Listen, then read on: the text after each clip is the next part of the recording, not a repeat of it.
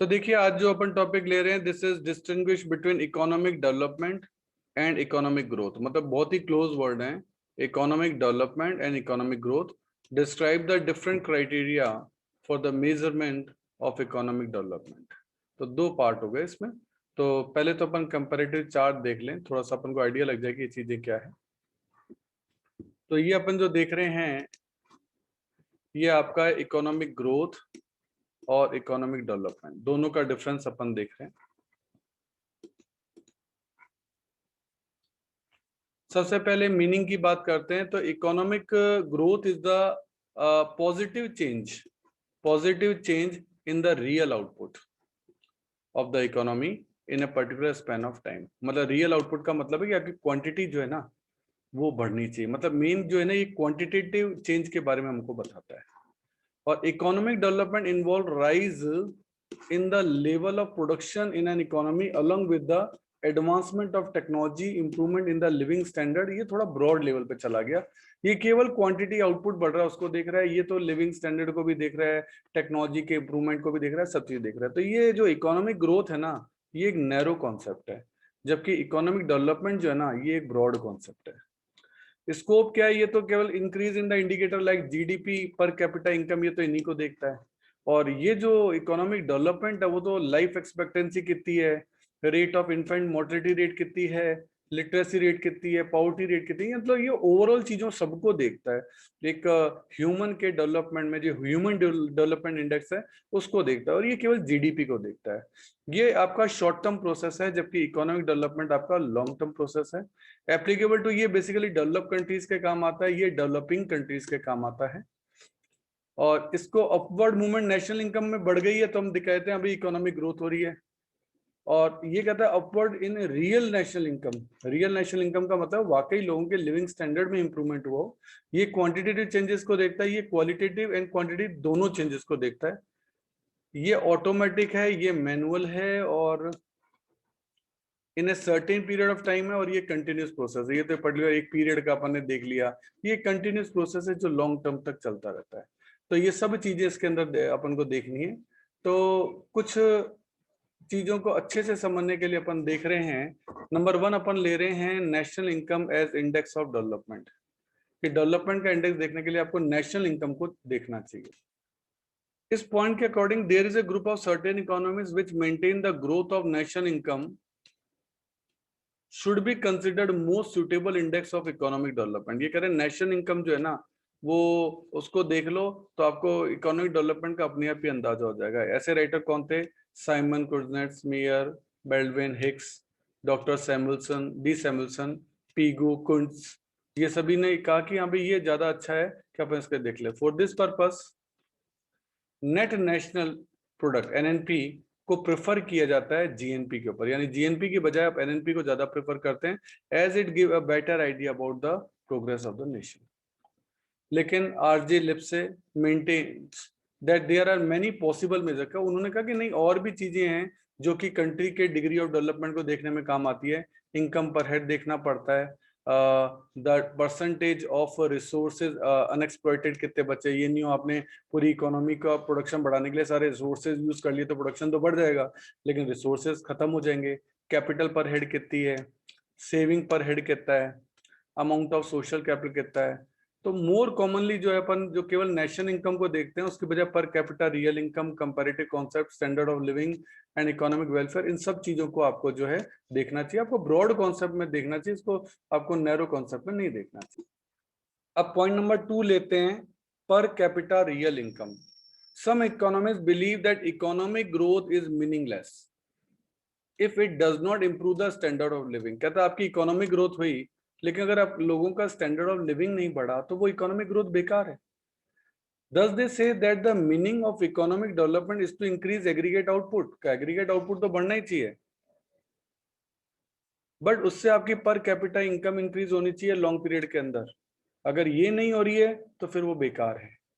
तो अब इसके लिए क्या है कि कुछ आर्गुमेंट है, आर्गुमेंट इन फेवर ऑफ पर कैपिटा रियल इनकम। कई लोग जो है पर कैपिटा रियल इनकम के फेवर में हैं। अब वो उनके फेवर में क्या आर्गुमेंट देते, देखो इसमें कहा गया है the aim of economic development is to raise the living standard, कि भाई लिविंग स्टैंडर्ड आपका जो है बढ़ना चाहिए।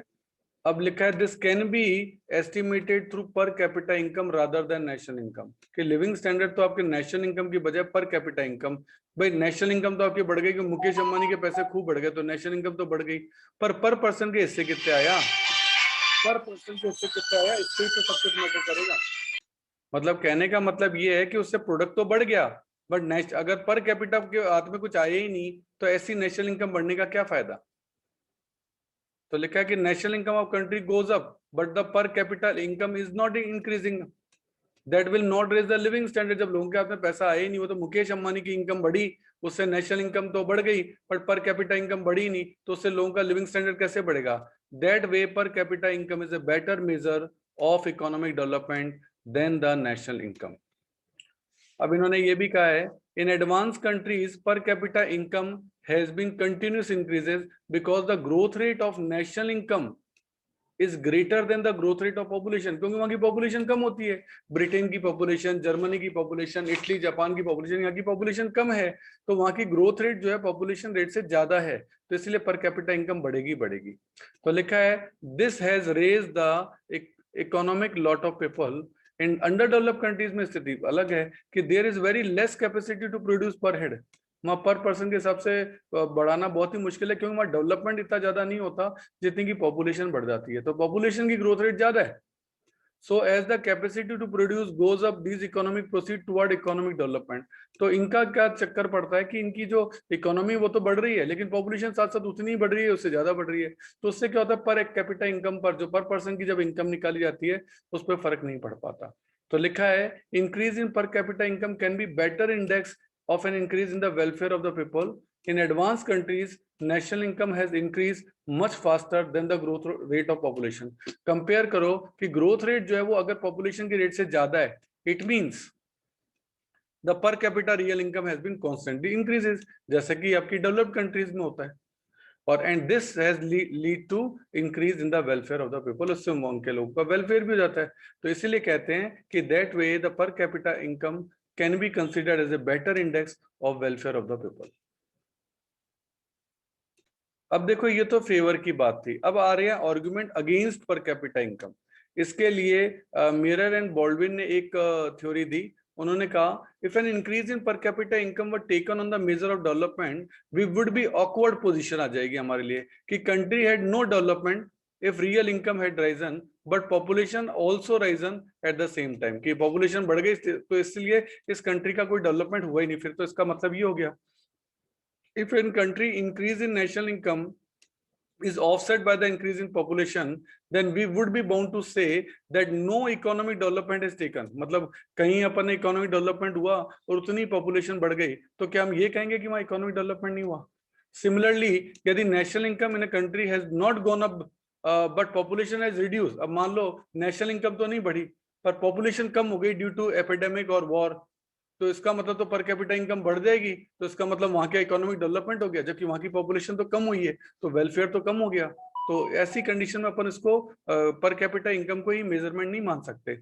When we divide national income by population the problem of population in that case ignored, हम पॉपुलेशन की प्रॉब्लम को तो इग्नोर कर रहे हैं कि वो बढ़ रही है या घट रही है या क्या रीजन हो गया, कोरोना पीरियड हो गया पॉपुलेशन घट गई। अब मान लो कई देश ऐसे होंगे जिनकी इकोनॉमी प्रोडक्शन उतना ही हुआ, मान लेते हैं नहीं बढ़ा, लेकिन पॉपुलेशन कम हो गई कोरोना के कारण, और अब अपन कहें लो जी देश का तो इकोनॉमिक डेवलपमेंट हो गया, तो ये बात सही नहीं कही जा सकती, क्योंकि इकोनॉमिक डेवलपमेंट और ये अपन कैसे कह सकते हैं जब वहां की पॉपुलेशन को बहुत भयंकर नुकसान पहुंचा है, बहुत सारे लोग मर गए, पर क्योंकि पर कैपिटा इनकम बढ़ गई है ड्यू टू लेस पॉपुलेशन तो देश का इकोनॉमिक डेवलपमेंट हो गया, ये तो अपन नहीं कह सकते। इसके अलावा under developed countries where per capita income is regarded as measure of economic development with the increase in per capita income, अगर increase हुई है there is also increase in unemployment, मान लो unemployment बढ़ गया, poverty, income inequalities, तो इससे इसको अपन development नहीं कह सकते कि सर पर कैपिटा इनकम बढ़ गई लेकिन साथ में अनएम्प्लॉयमेंट लोगों का काफी बढ़ा है। भाई पर कैपिटा इनकम बढ़ गई क्योंकि इनकम काफी कुछ जनों की तो खूब बढ़ गई और कुछ जनों की नहीं बढ़ी, तो पर कैपिटा में तो वो एवरेज में तो आएगा, बट बहुत सारे लोग देश में अनएम्प्लॉयड है, पॉवर्टी है, इनकम इनइक्वालिटी है, उनका क्या होगा। अब economic growth is multi dimensional, बहुत सारे कॉन्सेप्ट इसके अंदर आ जाते हैं, ये केवल मनी इनकम को नहीं देखती बल्कि ये तो social activities like education, public health, greater leisure etcetera सभी को देखती है, और पर कैपिटा इनकम तो केवल मनी को देखती है। तो ये जो सब इंप्रूवमेंट्स है ना, ये पर कैपिटा इनकम जो रियल इनकम है वो उसको मेजर ही नहीं करता। वो बाकी चीजों पब्लिक हेल्थ एजुकेशन इनको तो बिल्कुल कंसीडर ही नहीं करती। तो that way the per capita real income can not be free from weakness. भी ये मतलब कि एकदम क्लियर नहीं है कि इसी से आप डेवलपमेंट मान सकते हैं। Despite these drawbacks in the measures of real per capita income, many countries have adopted this measure. बहुत सारी कंट्रीज ने इसको अडॉप्ट किया है as an indicator of economic development. वो इसी को फॉलो करते हैं कि हाँ भाई नेशन अगर किसी की पर देश की पर कैपिटा इनकम बढ़ रही है तो इसका मतलब देश का रियल डेवलपमेंट हो रहा है। पॉइंट नंबर 3 ले रहे हैं, economic welfare is an index of economic development. कि वेलफेयर अगर हो गया ना तो फिर इकोनॉमिक डेवलपमेंट हो गया है। इकोनॉमिक वेलफेयर को दो तरीकों से समझिए। क्या कहना चाहता है? ये कह रहा है कि when there is equal distribution of national income among all the section of the society, यानी सोसाइटी के सभी लोगों को इनकम का कंट्रीब्यूशन मिले, इससे वेलफेयर होता है। और when the purchasing power of the money goes up, even then there is an increase in the level of economic welfare. भाई परचेजिंग पावर आपकी बढ़ जाए, आप पहले 50 रुपए 70 रुपए में $1 था, अब 60 रुपए में ही डॉलर आ रहा है, तो इसका मतलब आपकी परचेजिंग पावर बढ़ रही है, तो इससे भी इकोनॉमिक वेलफेयर होगा। The purchasing power of money can go up when the increase in national income there is also an increase in price of goods. That means economic welfare can increase if price stability is ensured. मतलब कि क्या है कि price stability रहनी चाहिए। आपकी income बढ़ी, उतनी प्राइसेस भी बढ़ गई, तो फिर आपकी परचेजिंग पावर कहां से बढ़ी? भाई आपकी 20 रुपए की इनकम बढ़ी, 20 रुपए चीजों के भाव बढ़ गए, तो फिर वेलफेयर कहां से आएगा? आपकी इनकम कहां से बढ़ेगी? Thus, economic welfare can boost with the equal distribution of income and price stability. Higher the level of economic welfare, higher will be extent of economic development and vice versa. भाई level of economic welfare बढ़ेगा तो आपका economic development भी होगा, और उसका उल्टा भी हो सकता है। अब आर्गुमेंट्स आएंगे। आर्गुमेंट सबसे पहले आ रहे हैं आर्गुमेंट अगेंस्ट वेलफेयर इंडेक्स। तो देखिए आर्गुमेंट अगेंस्ट वेलफेयर इंडेक्स ये क्या कह रहा है कि आपको ये भी देखना पड़ता है, it is essential to know the nature of income and the social cost of production. भाई आपकी इनकम बढ़ रही है तो अच्छी बात है, पर उसकी सोशल कॉस्ट क्या है? अब आपने खूब प्रोडक्शन किया तो इस कंडीशन में क्या हुआ कि प्रोडक्शन तो खूब हो गया, लेकिन आपने नेचुरल रिसोर्सेज बहुत ज्यादा यूज कर लिए या पॉल्यूशन बहुत ज्यादा फैला दिया, तो सोशल कॉस्ट बहुत ज्यादा हो गई, बहुत सारे लोग बीमार पड़ गए। अब प्रोडक्शन तो बढ़ गया, नेशनल इनकम बढ़ गई, लेकिन वेलफेयर थोड़ा बढ़ा। तो इसलिए कोई जरूरी नहीं है कि आपका नेशनल इनकम बढ़ रहा है तो उसकी कॉस्ट नहीं लग रही, कॉस्ट उसकी भी लगती है और उससे नुकसान भी होता है। तो we face lot of practical difficulties while estimating these economic factors. It is an account of the reason that the many economists do not consider economic welfare as a good measurement of economic development. अब आता है comparative concept कि sir compare करो। अब economic development is a comparative concept, it can easily understood and measured in a simple way. क्या है, इसको दो मेथड्स में बांटा गया है। पहला है comparison with in the country और एक है comparison with the other country. With in the country यानी आप अपनी कंट्री के ही अंदर देख रहे हैं और विद इन डिफरेंट ईयर्स को कंपेयर कर रहे हैं। और कंपैरिजन विद अदर कंट्री तो मतलब दो इकोनॉमी का कंपेयर हो रहा है।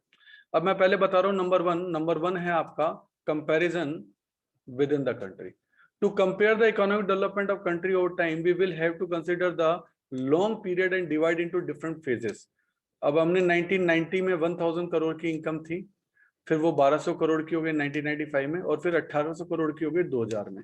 ये देखो ये दे रखा, ये 1970 है, ये 1975 है, ये 2000। अलग अलग ईयर फेज लिए गए हैं, ये इन्होंने ईयर गलत लिख दिए हैं, है ना। अब यहाँ नेशनल इनकम आपकी बढ़ी है, 1990 ली है, 1995 और 2000 लेना था, इन्होंने 1975 लिख दिया, ये 1995 है और ये 1980 है, तो गलत ईयर ले लिए हैं।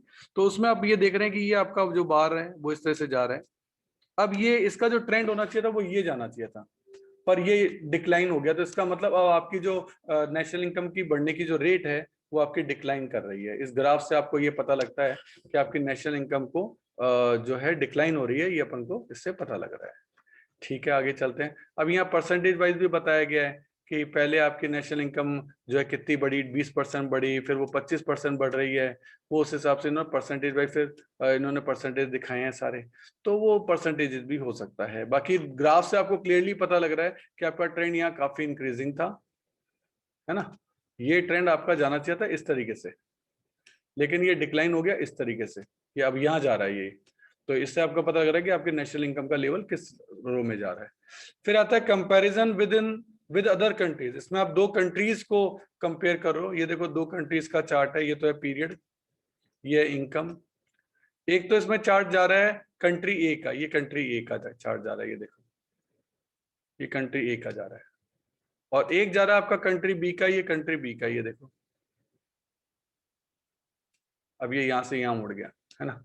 तो अपन देख रहे हैं कि पहले कंट्री ए का जो डेवलपमेंट है काफी ऊपर था, वो स्टेगनेंटली थोड़ा थोड़ा हल्का हल्का बढ़ रहा है, वो पहली बहुत डेवलप कंट्री है। कंट्री बी जो है उसका डेवलपमेंट यहाँ से चालू हुआ बहुत तेजी से, क्योंकि ये डेवलपिंग कंट्री थी, यहाँ स्कोप ज्यादा था, बढ़ते बढ़ते बढ़ते ये यहाँ बराबर आया। यहाँ बराबर आने के बाद आप देख रहे हैं कि अब ए का तो रेशियो ऊपर जा रहा है, ये देखो ए तो ऊपर जा रहा है, लेकिन बी अब सर्टेनली डिक्लाइन कर रहा है। इससे आपको पता लग रहा है कि कंट्री ए की कंपैरिजन में इस वाले फेज में तो आप चल रहे थे, बहुत तेज चले थे, बहुत तेज चले थे, आप यहाँ तक बराबर भी आ गए थे। बट उसके बाद क्या हुआ, कंट्री बी का जो लेवल है वो इस तरफ जाने लग गया और ए का ऊपर जाने लग गया। तो ए जो है वो ज्यादा अच्छे से डेवलप कर रहा है और बी मीट आउट होने के बावजूद जो है डिक्लाइन कर गया है। देन आता है मेजरमेंट थ्रू ऑक्यूपेशनल पैटर्न। अब इस वाले पॉइंट को देखते हैं, मेजरमेंट थ्रू ऑक्यूपेशनल पैटर्न। ये कह रहा है कि देखो पैटर्न में शिफ्टिंग हो रही है नहीं हो रही। हम जानते हैं हमारे तीन सेक्टर होते हैं, एक होता है प्राइमरी सेक्टर जिसमें आपका एग्रीकल्चर, फिशरीज, फॉरेस्ट्री आती है, माइनिंग आता है। एक होता है सेकेंडरी सेक्टर जिसको कि हम मैन्युफैक्चरिंग एंड ट्रेड कहते हैं, और एक आता है टर्शरी सेक्टर जिसको हम सर्विस सेक्टर जैसे बैंकिंग, ट्रांसपोर्ट वगैरह ये सब करते हैं। तो ये कह रहा है कि जब भी किसी इकोनॉमी का डेवलपमेंट होता है तो फिर प्राइमरी सेक्टर से लोग शिफ्ट होना चालू होते हैं सेकेंडरी में और टर्शरी में। ये शिफ्टिंग जितनी ज्यादा होगी ना, वही उस देश का इकोनॉमिक डेवलपमेंट दिखाता है, क्योंकि एग्रीकल्चर जो है उसमें ठीक है प्रोडक्शन तो इसमें जरूरी है, लेकिन इससे कभी इनकम इतनी ज्यादा नहीं हो सकती जितने की सेकेंडरी और टर्शरी सेक्टर में हो सकती है, जैसा कि अभी अपन प्रेजेंटली चाइना और इंडिया में देख रहे हैं।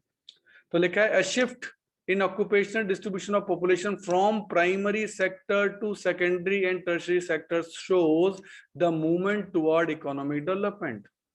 आपका मतलब इस तरह की शिफ्टिंग जो है वो इकोनॉमिक डेवलपमेंट को दिखाती है। When a country makes economic progress, its working population being shift from primary sector to secondary and tertiary sector, मतलब यही इकोनॉमिक डेवलपमेंट है। और हम देखते हैं कि आजकल हमारे भी काफी जने जो हैं किसानी छोड़ रहे हैं और सेकेंडरी सेक्टर, टर्शरी सेक्टर में शिफ्ट हो रहे हैं। Thus, with economic development, the percentage of population engaged in primary sector decline, मतलब प्राइमरी सेक्टर के तो डिक्लाइन होते हैं percentage, while the percentage of population working in secondary and tertiary sector increases, वो आपका increases होता है। अब आगे ये कह रहा है कि इट इज नॉट पॉसिबल, कुछ आर्गुमेंट अगेंस्ट भी, it is not possible to clearly classify the occupation in an under developed economy in 3 distinct category. कहता है अंडर डेवलप्ड कंट्रीज के अंदर आप ऐसा बांट भी नहीं सकते। इसके अलावा secondly the early stages of development, the activities of tertiary sector like transport, communication, trade etcetera are inadequate and insufficient, पहले होते ही नहीं इतने, वो तो बाद में डेवलप होते हैं। तो consequently the chances of employment in these activities are very restricted, कि इनमें इतने जनों को एम्प्लॉयमेंट मिल पाएगा ये कोई जरूरी नहीं है। ये कोई जरूरी नहीं कि अपन सोच रहे हैं कि सभी लोग एग्रीकल्चर से शिफ्ट होके इन दूसरी जगहों पे सेकेंडरी और टर्शरी सेक्टर में सेट हो ही जाएंगे। नया पॉइंट है point number 6, standard of living criterion. तो इसमें क्या ये कह रहा है कि according to this view standard of living is and not rise in the per capita income और national income should be considered an indicator of economic development, कि इसको मानना चाहिए कि हाँ भाई अगर आपका जो है नेशनल इनकम बढ़ी है तो आपका स्टैंडर्ड ऑफ लिविंग बढ़ेगा, ऐसा कोई जरूरी नहीं है। Let us suppose national income और per capita income both increases, but the government mops up with income with the way of heavy dose of taxation. Government ने खूब सारे टैक्स लगा दिए, कंपलसरी डिपॉजिट स्कीम लगा दी कि आपको पैसा जमा कराना ही पड़ेगा, तो फिर वेलफेयर कहाँ से हो जाएगा? तो एवरेज कंजम्पशन लेवल तो बढ़ेगा ही नहीं, नो पॉसिबिलिटी। भाई लोगों के ऊपर जब इतना टैक्स लग गया तो उनका कंजम्पशन लेवल तो बढ़ ही नहीं पाएगा, तो स्टैंडर्ड लिविंग कहाँ से बढ़ेगी? लोग पैसे खर्च करेंगे तभी तो उनका स्टैंडर्ड लिविंग बढ़ेगी। और इसके अलावा poor countries propensity to consume is already high, तो उस कंडीशन में उनका कंजम्पशन कैसे बढ़ेगा? वो पहले ही पैसा बहुत सारा खर्च कर चुके होते हैं, उनका कैपिटल फॉर्मेशन होता ही नहीं, सेविंग इतनी होती ही नहीं है, तो फिर उनका स्टैंडर्ड ऑफ लिविंग कैसे बढ़ेगा? तो कोई जरूरी नहीं है कि नेशनल इनकम बढ़ने से आपका स्टैंडर्ड ऑफ लिविंग बढ़ेगा। तो इन एंड ऑल जब अपन क्वेश्चन के एंड में आते हैं, लिखा है which is the best measurement of economic development, कि कौन सा, इतने सारे पॉइंट देखने के बाद अपन को कौन सा जो है बेस्ट पॉइंट लगता है। तो after studying all the above method बहुत कंफ्यूजन होता है कि भाई कौन सा मेथड जो है वो बेस्ट है। तो आंसर है it depends on the objective of economic development. ये डिपेंड करता है इकोनॉमिक डेवलपमेंट पे, लेकिन फिर भी सारे पॉइंट कंसीडर करने के बाद GNP of per capita is the best method of measuring. मतलब जीएनपी जो है, ग्रॉस नेशनल प्रोडक्ट जो है वो उसको बेस्ट मेथड माना गया है। तो प्रोफेसर आरजी लिप्से जो है वो ये कहते हैं whatsoever changes there may be future in the measurement of economic development, वो जीएनपी को रिप्लेस नहीं कर सकते। और यूएन ऑर्गेनाइजेशन भी जीएनपी पर कैपिटा इनकम को इकोनॉमिक डेवलपमेंट का बेस्ट मेजरमेंट जो है वो कंसीडर करती है। तो ये सारे पॉइंट कंसीडर करने के बाद हमें पता लगता है कि इकोनॉमिक डेवलपमेंट के लिए जीएनपी का मेथड आज की डेट में सबसे बेस्ट मेथड माना गया है।